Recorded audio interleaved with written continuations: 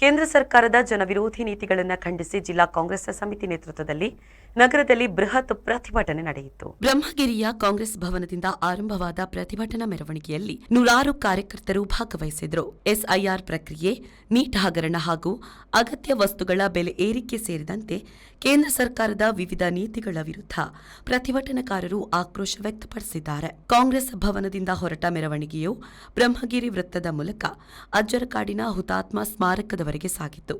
ಅಲ್ಲಿ ಪ್ರತಿಭಟನೆ ನಡೆಸಿದ ಕಾರ್ಯಕರ್ತರು ಕೇಂದ್ರ ಸರ್ಕಾರದ ವಿರುದ್ಧ ಘೋಷಣೆಗಳನ್ನು ಕೂಗಿದ್ರು.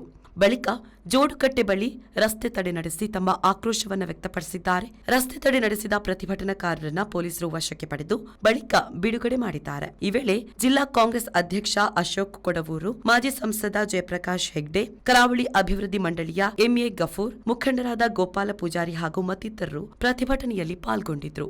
ಶ್ರೀಜಿತ್, ವಿ4 ನ್ಯೂಸ್, ಉಡುಪಿ.